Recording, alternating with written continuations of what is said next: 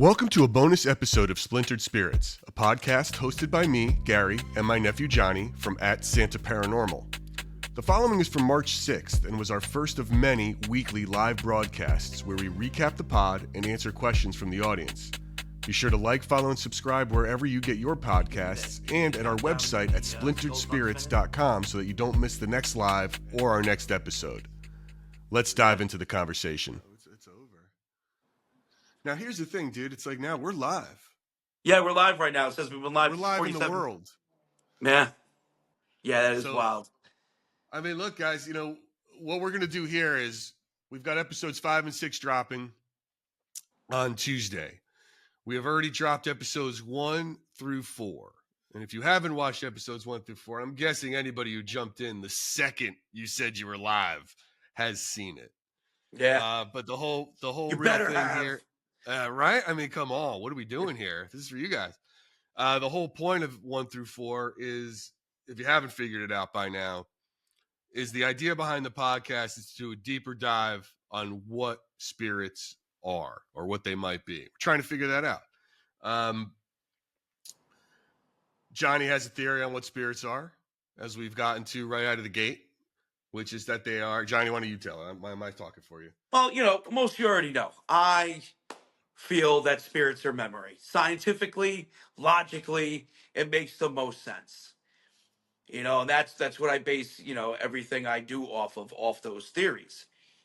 At least how I look at and perceive what I am taking in when I'm live, on Santa Paranormal on TikTok. I see my son is on here making fun of me. Yeah. Get this. He called me a nerd.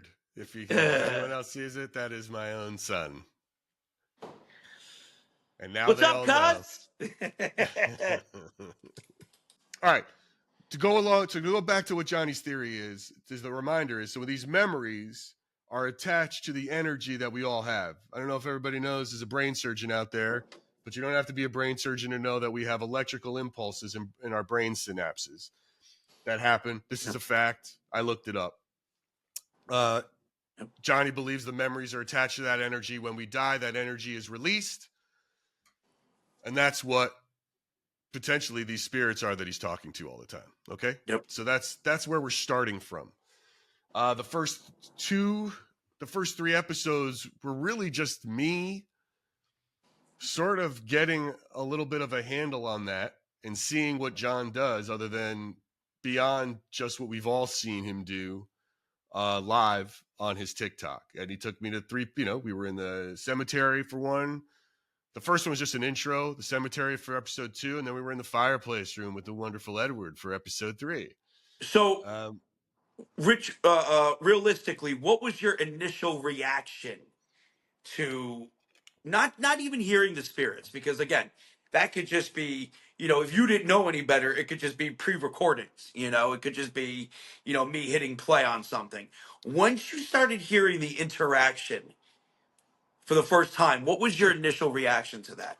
Well, it's hard. Here's where it's hard to say what the initial reaction of hearing spirits for the first time was. It really wasn't much. What I was most impressed with was the fact that the personalities in the locations matched what you said they were going to be. It was like, listen, we're going to go to the fireplace room. This ghost is, a real pain in the ass. He's going to make fun of me a ton. And when we got there, he did make fun of you a ton. Yeah. And I found that to be like, and that doesn't, and the fact that didn't happen in other places that's the weirdest thing to me. Like that was wait a second. Yeah. What's going on? Like, yes, every time you're in the fireplace room, you got this guy who's calling you an a-hole, or he's making fun of your weight, or he's calling you poor. And that is not as prolific. That doesn't happen everywhere. It has happened by others, but the voice was the same. Yeah. And the insults were the same. And that is strange. So I want to dive into that real quick too. Key thing you said there, the voice is the same. the spirit he's talking about, not that everybody doesn't know. Everyone that's in this chat right now knows exactly what we're talking about. We're talking about Edward. Okay. When I run that app is called GhostTube. When I run that, it's on the dynamic setting.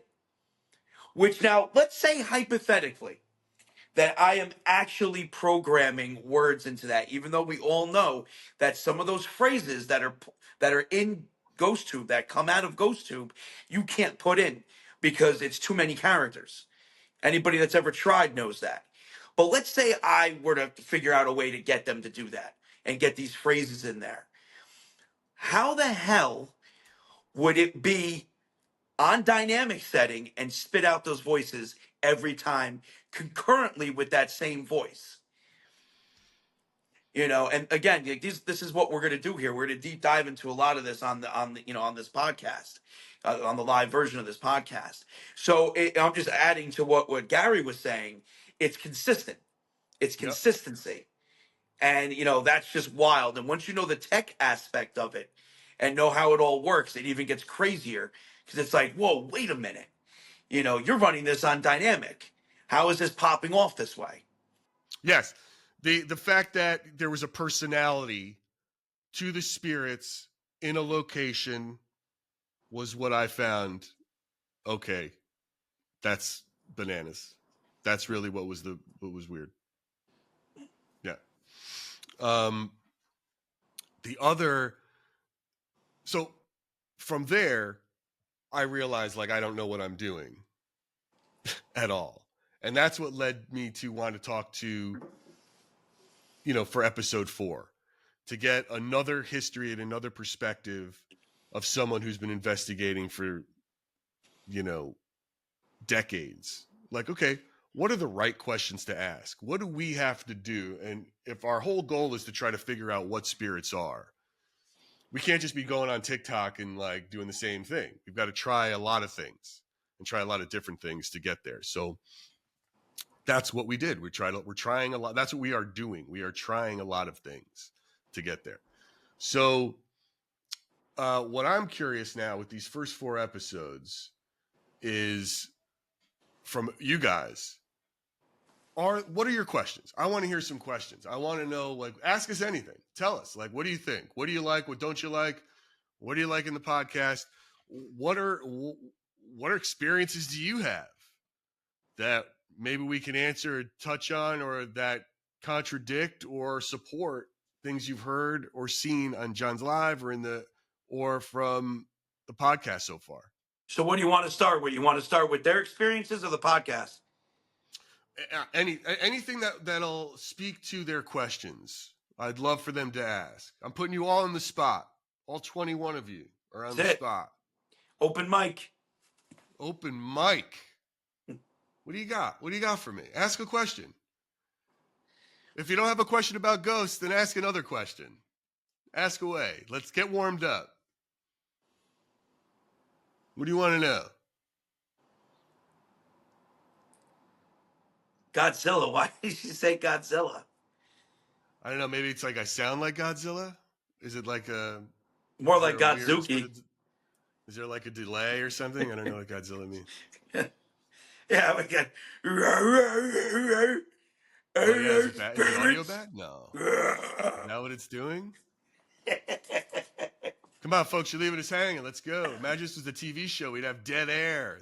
Dead People air. behind the scenes they'd be freaking out right now in a production. Like, what's going on? Oh, here we go. Like, do you believe spirits visit us in dreams? You want to start? Ooh. And then I'll go? Dude, I want you to answer that. I have no idea. So I don't believe they visit us in dreams. I believe actually that their energy of the spirit that resonates with us is more communicative with us while we're sleeping. So I don't believe now hold on. It's not 100%, black and white. Could there be spirits that visit us in our dreams? Another reason why I didn't want to use my am I back? You're back. Okay.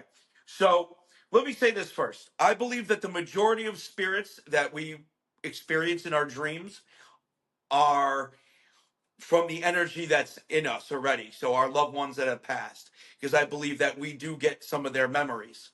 We've seen this in science. We've seen this with organ transplants. You hear about DNA memory, the works. This, you can all look this stuff up. It's not like I'm pulling this stuff out of a hat. Like, this is all, stuff that's in science. There's been studies on this. Could there be a percentage of spirits that visit? Sure. But the amount of spirits that do come to us in our dreams are because their energy is already with us. So that's what I believe from at least the data that I've taken in. All right. Wait, I got a question that I can answer very quickly. Tammy, when is Splintered Spirit merch coming out? If you go to splinteredspirits.com, we've got a ton of merch. Have at it. Thank you for that question. Oh, this is a good one. This one I want to know the answer to. Marjorie's asking, John, why does Edward hate John? So Edward hates me so much because I am in his home. You got to understand something. The fireplace room before I went in there was unused. Nobody used it. It was like the abandoned side, decrepit, falling apart, dirty. It was just left alone for decades. Decades. This spot was, undisturbed. And then all of a sudden I came in there and I started doing an eBay store out of there. And then I cleaned up the other side, which is the side you guys know so much, the fireplace side. The first side I cleaned up in that place was the storage side. So that just pissed him off. And that's why. That's what started it. Once Edward realized, holy shit, like, this is live. There's people that are talking to him. There's people that are hearing me. He just took it from there and went friggin' ape shit. you know? John, someone here is asking this question. I don't know what this means. So, but I'm gonna QDE? throw it.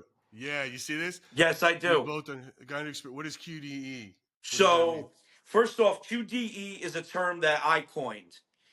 All right, and it's a theory of mine, and it's based off Thomas Edison's theory of life particles and life units. The theory is called quantum device entanglement, and that's basically when spirit particles from one area are reacting with spirit particles in another area, and they're doing it through the device. So basically, the fact that somebody's watching me, or in this case, us, right now, and they're watching through their device, the spirit particles here through quantum entanglement are reacting to one another. With that said, is it hail like dimension? I have no idea if I experienced that. I don't know how to answer that, I guess. How would So I know if I've experienced it? the common experiences, the very common, are headaches, feelings of uneasiness, nausea, things like that. But those can also be explained through other means as well, obviously. Then the more extreme are nosebleeds, getting, hurt, passing out, things of that nature. The entities that you have in your home, because everywhere is haunted, start acting up as well. Almost like they're being affected by the stream you're watching.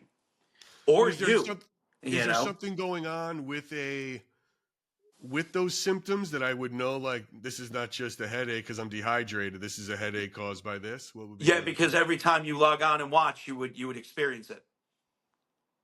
I But see. I always say, listen, QDE, you back out, you come back in, it severs the connection. But always make sure you're hydrated. You're eating properly. You got enough sleep. All these things that could cause the symptoms that you're experiencing before you go, oh, it's QDE. If you had a stressful day and all of a sudden you're watching my loud ass, even if you enjoy watching me, I'm still a stress factor for you. I'm still a stimulus for you. It could be just my very voice and my loudness affecting you. So I always say, hey, listen, There could be other factors that cause this. But if you know for a fact that it's every time you watch me at a certain location, then it's QDE. And you got to back out and come back in. Don't back out and leave forever, because then you're never going to build a tolerance to it. And that's the other thing. People have built tolerances to it, which is wild. That is wild. Yeah. All right. Well, I will look to answer your question. It's a long way to go. I'll have to pay more attention to those symptoms, Hale, and see if that's what I'm experiencing or not. It's hard for me to tell. If you see me looking to the side, it's because I'm reading your things. I'm trying to go down the whole Me list. too. You guys, I love it. I love that you're asking me things. Lori, you asked if the doctor I want to know the doctor on the last episode is wrong. Wrong about what? Yeah, wrong about what? I mean, it's like, here's the thing. He's been doing this for 40 years. He's got thousands of investigations. And when he saw what John can do and what I showed him what it can do, he gave me a list of things that he would do to find out an answer. He didn't have an answer one way or the other of what John is doing. He's basing his answers on his experiences. What John is doing is relatively new. When you're looking at a 50-year history of this guy's thing and John's 4 or 5-year history of doing it with, apps didn't even exist, for that long of a time. That's a new thing. So he's not wrong. He gave us definitions that, look, you can call things what you want. We're trying to stick with definitions to help us stay consistent. Mm-hmm. And I think he's got good definitions of things in terms of like what an apparition is and what a haunting is and what a poltergeist and a poltergeist agent are. That just helps us be consistent when we discuss what we're talking about.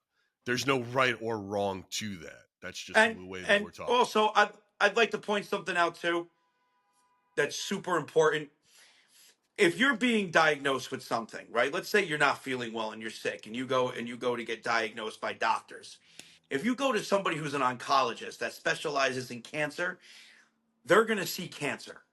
If you go to an immunologist, they're going to see autoimmune. And it takes more data for them to go, oh, wait, this might be something else. So that's also very important. It's the same thing with me on my live. When I'm dealing with spirits, I'm, listening to memories. So that's also very important, going to this doctor who's been doing this for decades. He has his data. He has, what he is basing his scientific method on. And these are the perspectives that we want on the podcast. His name's Lloyd Auerbach, and you should check him out. Read it. Yeah. Read, get other perspectives. I mean, he knows what he's doing. By the way, all right, you ready for this question? This is from, I recognize this name because she's a champion, but it's like she's clearly smart. Are you ready for this? Look at this. Yeah. If spirits' memories are a transfer of their energy, first law of thermodynamics, do they lose memory because their energy becomes disordered? The second law of thermodynamics. What? Yes.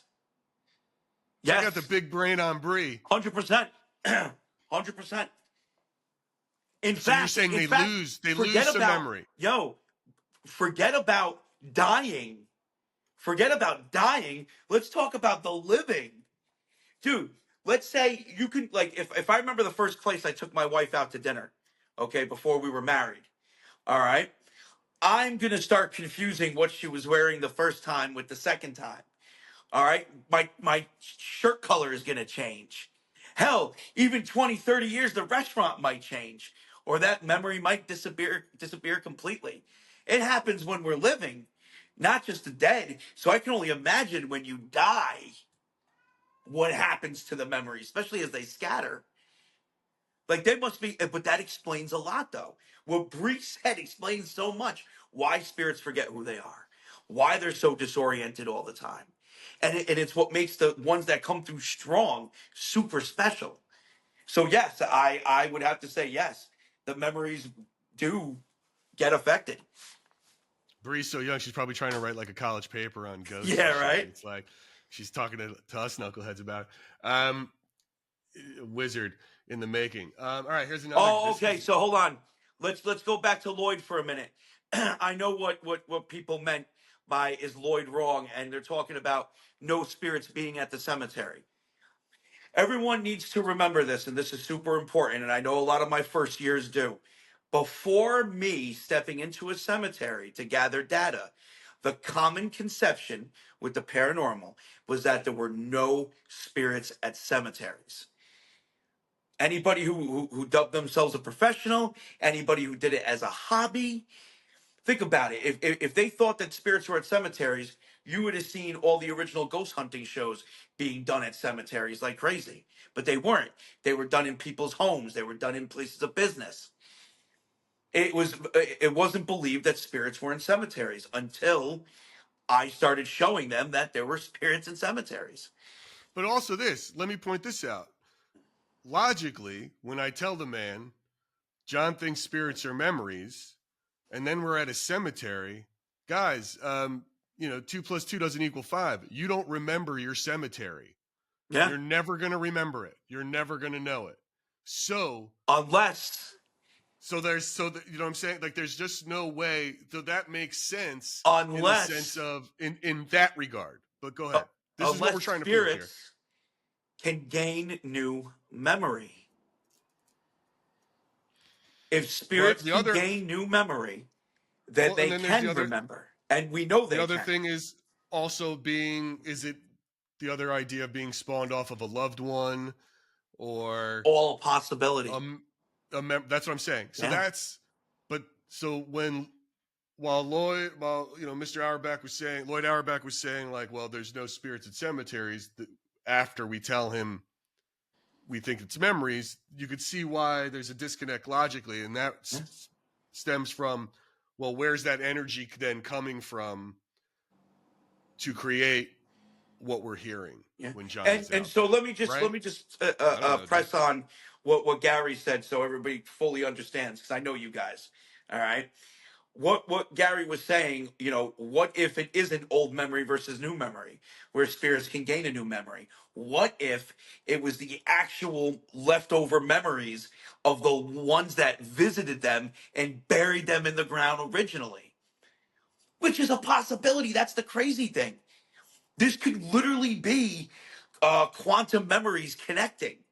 So, for example, if me and Gary go out to a bar one night and we have the craziest night ever, all right, and we have a third person with us. Let's say his name is Manny. We have Manuel with us, all right, and it's me, Gary, and Manuel, and we're having handsome. He's got to be super handsome Manny. Go ahead. Yep, super handsome Manny. No one's more handsome than Manny is. You know what I'm saying? They call him the Grim Reaper because he kills all of our game right away. That's it.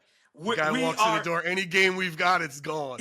He's got so much game, we don't even have to speak. He just points. So listen.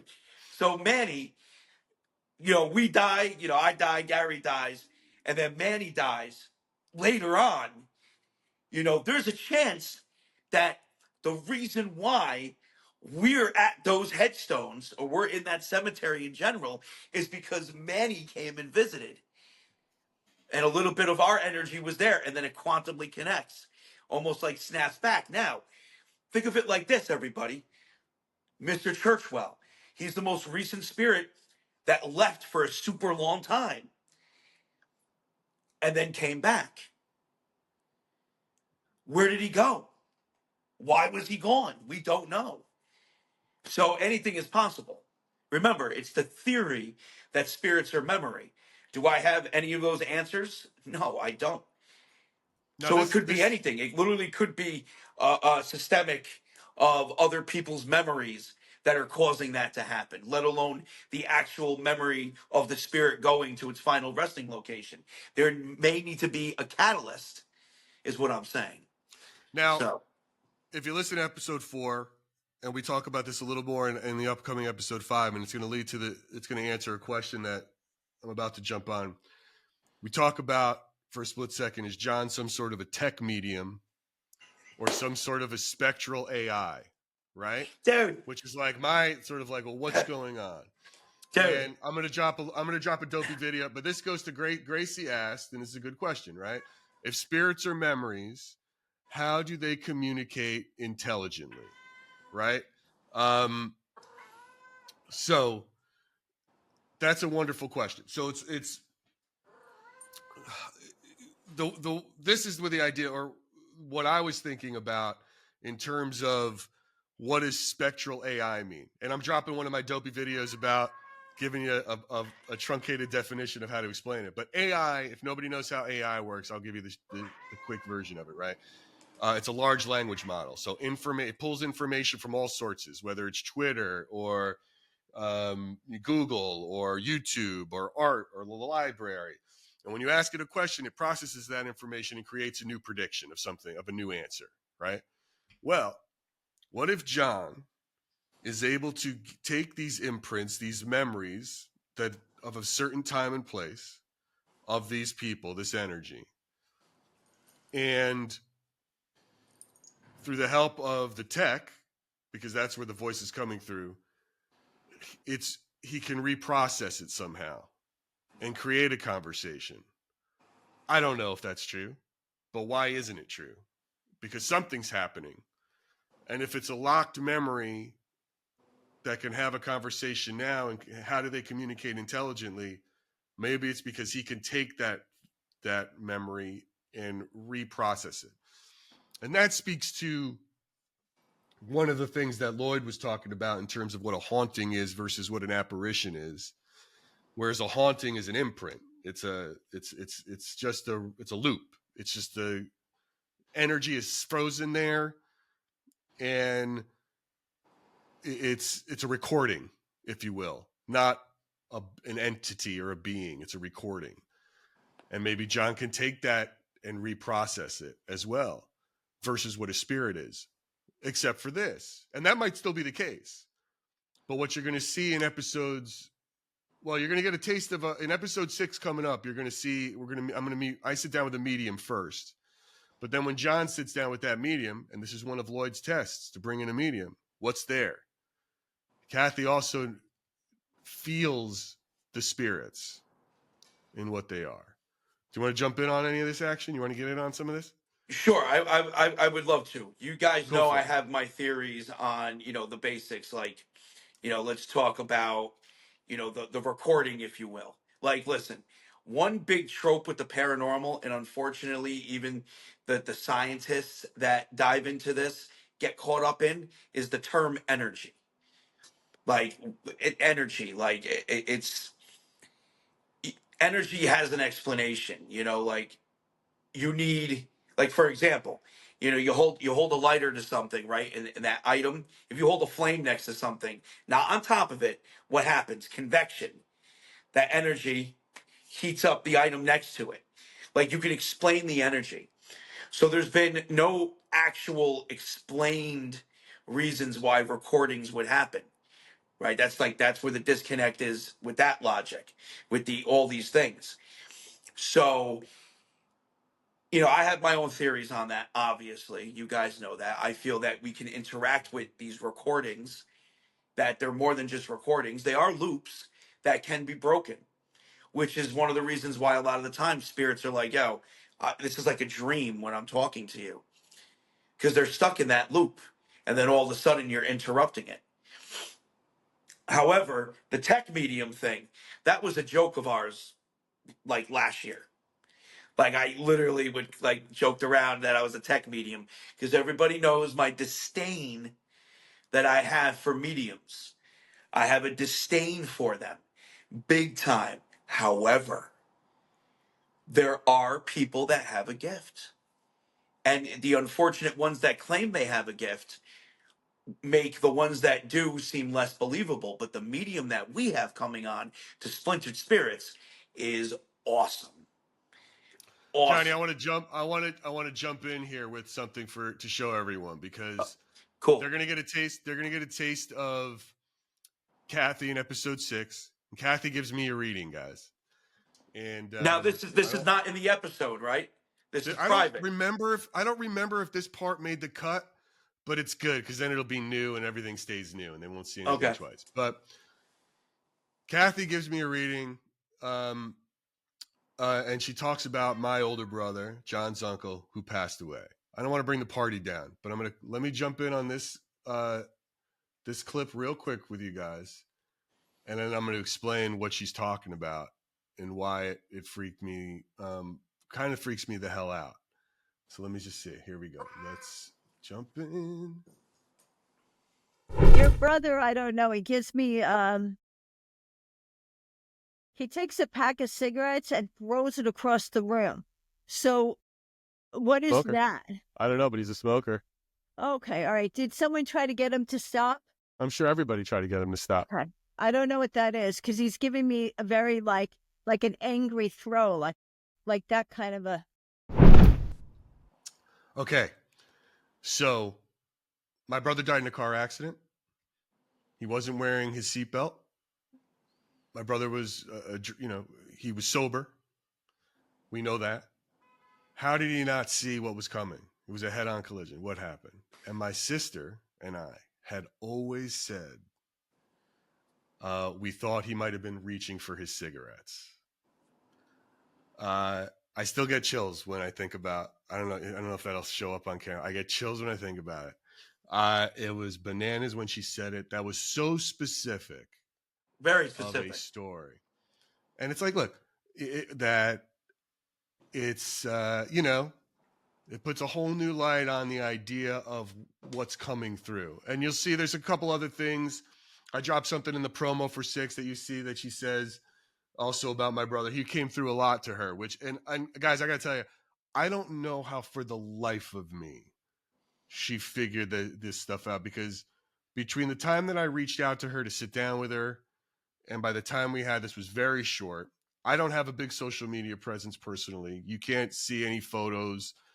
There's nothing online that would even remotely connect me to my brother's former social media. I just don't know how you would connect those dots, especially some of the things that she said. It was like, so it's like, look, it's weird. It was weird, but yeah. We had a couple of those instances with her. I don't know if the whole nativity part came into it. I think I might have. I don't know if I got into that because we had nowhere to go with it, so it didn't have a resolution. So I didn't know if I didn't really dig Yeah, in. But that's just it me. was just odd. She said something that resonated with the both of us, and we were like, "Wait a minute!" Almost like we have a vague memory of something from our childhoods that you know had to do with a nativity, which was odd because it made us both go, "Wait a minute." It made us both think. And then I've said this a million times so far on my live stream. I never posted the tunnel. Like I posted the pathway to the hidden cemetery, which is part of that tunnel. But in that episode where me and Kathy sit down, she keeps going on about the tunnel, but she's not saying the tunnel. She's saying like the route, the train tracks, and me taking the train and graffiti, and that's what she's seeing. And around that time, it was shortly after we saw the entity there. So I one of my best captures was there, Gary. Okay, One of my sure. best captures ever was there. Well, this So is it was let me. Does that? Would you say here? Here's something. Somebody wants to know. Oh wait, that's not it.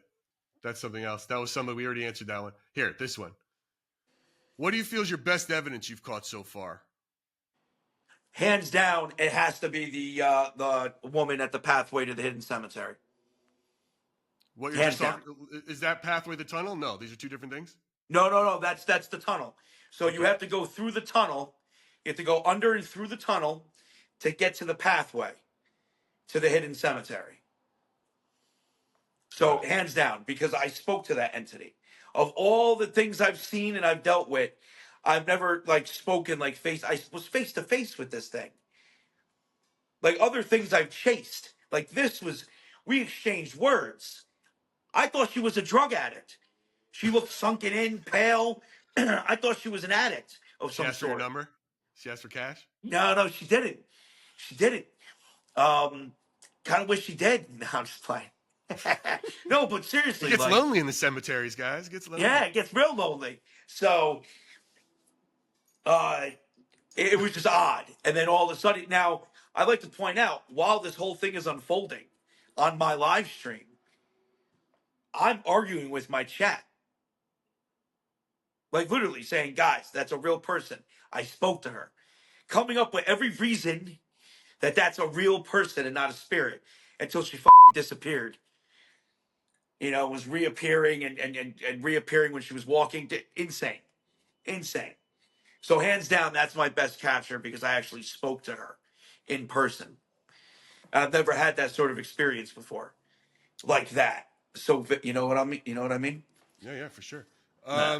Here's a question from Deborah. So if memory is still there, why do you think that a message can't be related to the living relative during an interaction? I guess maybe she's asking, like if ask this person something for me. I don't know. Is that what you want to know, Deborah? You still with Well, let me us? see. So if a memory is still there, why do you think that message cannot be relayed to the living relative during an interaction? There could be many factors for that. Remember, we're talking about, memories of the dead coming to the living. We have no way to measure that. So we have no idea exactly how much of that person is coming. That's the issue. So there only might be a small, residual part, and it might not be enough to relay an actual message. All right. That's just, could be one of the many reasons. I'm seeing. I think, dude, we've actually answered so far everyone's question. I don't see anybody asking any more questions. That's it, guys. We've answered it. If you're all set, you guys all know everything there is to know about spirits and ghosts. We've done it. Our work here is done. Podcast is over. We've solved it. People know about the afterlife. They're all set. That's it. Done. It's crazy, dude. Anyway, look, that was great. So what are you gonna see next? So you're gonna see John and I sort of recap a lot and talk about this sort of idea of what, beyond that it's just spirits, that John himself is some sort of a conduit, right? So that's where also we're going, and that's also something we're testing. We're not doctors. We're not psychiatrists. We like to pretend we are on airplanes if someone's having an emergency, but other than that, I was almost a psychologist. That's yeah. So, but no, we're not. I should have stuck with it. Here's something from Michelle. Look, I think someone threatened her, but check this question out. Someone threatened her? How can someone that lives in a house with you say they are going to haunt you and they actually do? I feel like somebody threatened Michelle with like, when I'm dead, I'm coming back at you. And now her house is haunted. Number one, Michelle, move. First and foremost. Michelle, how long did they live there with you? Was it, if they were there for years, what do I always say? That when your energy scatters, it's going to go to the places you're most familiar with and the people they're most familiar with. So, Michelle, do you have an answer for us? How long have you been haunted by someone? yeah. And who was it? We'll come back to Michelle if she responds. Do you think Churchwell or other spirits who hadn't got to see you for a while will eventually remember you again? So, Jen, that goes into my theory of old memory versus new memory, which I actually have data on. And I've always known it's not black and white. There's, different spirits can remember different things and stimulus and this, that, and the other. But don't forget, there was a cemetery that I disappeared for months from. And those spirits had no interaction with me. And the majority of them forgot who I was. Okay, one of them remembered who I was. That was Virginia, which makes sense because I left a gift at her grave. And I had a lot of interactions with her and her husband. You guys, remember that from, years ago. But one spirit who I also left gifts at his grave completely forgot who I was. And when I reintroduced myself to him, we actually get along great. When originally we did not. He was known as the grumpy one. That's why we left the Oscar the Grouch on his grave as a gift. Like, all right, you're always grumpy every time I see you. Okay, funny enough, that spirit is actually the nephew of the man who built this tower. So, little side tidbit there. Michelle responded. She said it was her mom. Oh, yeah, well, that's why, Michelle. It was your mom. Obviously, if she lived with you, you had a somewhat close relationship with her. So forget about her living with you. That's your mom. You know, that's your mom. I mean, it makes sense. Mama's Yeah, haunting you. mom's haunting you.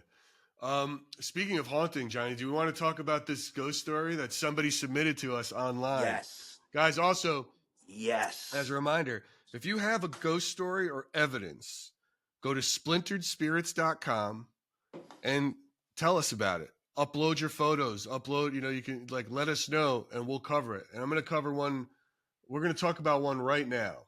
And I'm not going to read this whole letter, but this comes from one of our esteemed sort of fans. Where did I put that photo, John? It's like, all right, this comes from Jen Brown. All right, I'm going to read this a little, Johnny. Listen to this. So she's always been fascinated by life and death. And when she was little, she said to her nanny, that's their grandmother, not some kind of nanny rich people have. Okay. LOL. That's all from her. So her grandmother says, when you die, will you come to visit me to let me know there's more after? So this also speaks to our question we just got. So she would always say, Jenny, if there's any way I could do that, I promise I will. As I got older, my bravery waned a bit, and I said, Nanny, I changed my mind. And I don't want you to popping up at the end of my bed scaring the crap out of me. Can you give me a sign or do something else that will let me know? Again, she told me if there's any way she's allowed, she promised she would. Anyway, she lost her grandmother on October 6, 2009. Her family gets together for Thanksgiving, and apparently, people are all about the house, and they left the house. Look, she went downstairs to this room that she's claiming nobody was in. And then she saw this, and I'm going to share this with you. Share this with everyone, guys. You're all in for a treat. There we go. There it is. Okay. That looks like a footprint. Would you agree or not? Yes. Okay. And she's saying, she goes on in her letter that they measure the size of this footprint, I was about to ask that. and it does not match anyone. He said it was about a 5, size 5. No one in the house is a size 5, and that was about the size of her grandmother. Wait, so her grandmother was a size 5? Yes. Okay. She was alive. So it's like she's saying, and it's the only one like it that was there. There was no other water, no other marks, nothing. Just that. Just that. Interesting. Now, she thinks that that's her grandmother, correct? She's wondering if it's some sort of a physical apparition. Yeah, So that goes into what, I wanted to say to Michelle before we moved on to the next thing. If I had more to say to Michelle. Michelle, and this applies to this footprint. Michelle, how do you know that that was your mother that was haunting you in your house or apartment? And how does the person who submitted that picture know that that was her grandmother? Because it was a size 5. Was she the only person with the size 5 footprint ever to exist in the world? And how many people, and what's the history with Michelle's house? See where I'm going with this? right. Do I believe that with Michelle was being haunted? Yes. Even though I don't have all the details, I'm going to take it on faith that you were experiencing things that you couldn't explain. And the same thing with that footprint. I'm going to take it on faith that that wasn't fake, that this is a real, genuine experience. But from all the information, all the data that I'm getting, I can't say that that was her grandmother. This is not enough information. Something there, yes. Especially if the water got turned on by itself, things like that. Even though water getting turned on by itself can have a scientific, actually a technical reason. It's because the faucet starts going bad, which happens with certain types of faucets, especially the cheaper ones. But still, regardless, if it was a spirit that turned on the water, if it went into the water for whatever reason and then came and left that footprint, there's no way to tell that that was actually her grandmother. The same way there's no way to tell that the spirit that was haunting Michelle was actually her mother. That's something that she's going on because of her connection with her mother. I'm going to haunt you when I die. And then all of a sudden she's getting haunted. Of course, you're going to be like, oh, yeah, crap, that's mom. It might not have been mom. Same thing with this footprint. That might not have been your grandma. That could have been somebody else. So I just wanted to And add that in, how they both go together. And it's true. And you see what John just did there, folks, by the way, is exactly what Lloyd is doing when I show him John's stuff. This is how it works, guys. This is how you study and learn. You say, not sure, I need more information. This is how it all works out. This is what we're all trying to do here as we try to figure out what spirits are. Dare I say that maybe we try to figure out what happens when we die? Now, let me add this too. I guarantee if Lloyd watched a week of my lives and saw it firsthand and saw it live and saw it happening, or maybe even went with me and watched it go down, he would have more data. Of course, that's what he wants. Yeah, he would love it. Like they all want to see it in person. Yeah. Right. Because as you know, everyone is skeptical of, what's, is especially with devices.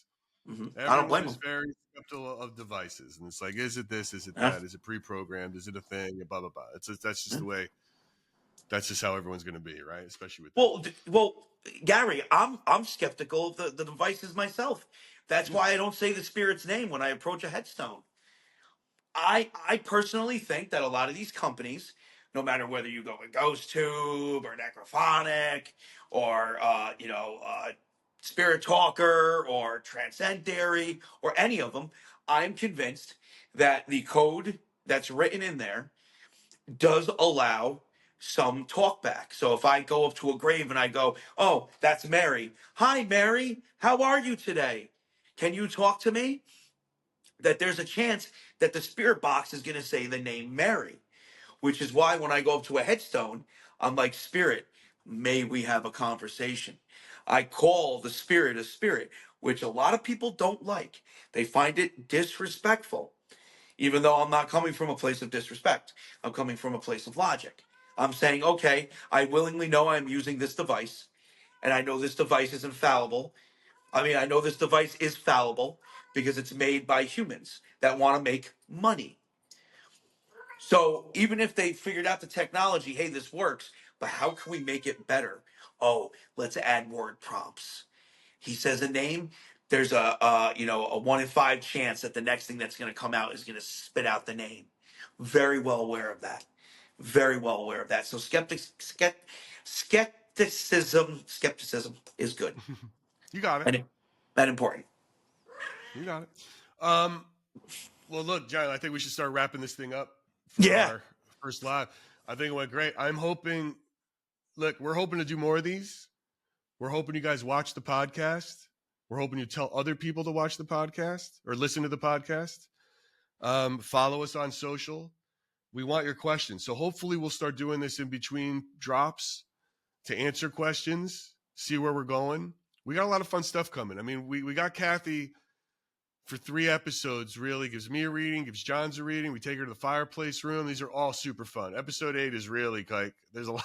It's fun, man. It's crazy. Yeah, it is. We introduced Kathy to Edward and it works out just fine. You get a lot of fun stuff in that one. And we're moving forward. We got a lot. We're planning a lot, certainly in success of this project, if it works. And we hope you're along the ride with us. Yeah. Through all the kinks as we work out the tech. And as we try and as we grow and get bigger, this will be simulcast more than just on YouTube. We'll be able to simulcast it to TikTok and Facebook and Twitter and whatever makes you feel more comfortable. Right now, that's only big enough to be from here to YouTube. But soon enough, guys, soon enough with your help. So that's it, man. Anything else? Everybody. Yo, thank you so much for watching. As Gary said, we're gonna do this more frequently. We'll keep you in tune. We'll let you know when it's popping off. And thank you so much for watching the live version of Splintered Spirits. It means a lot that you guys are here. Yeah, man, it really does. Much appreciated, everybody.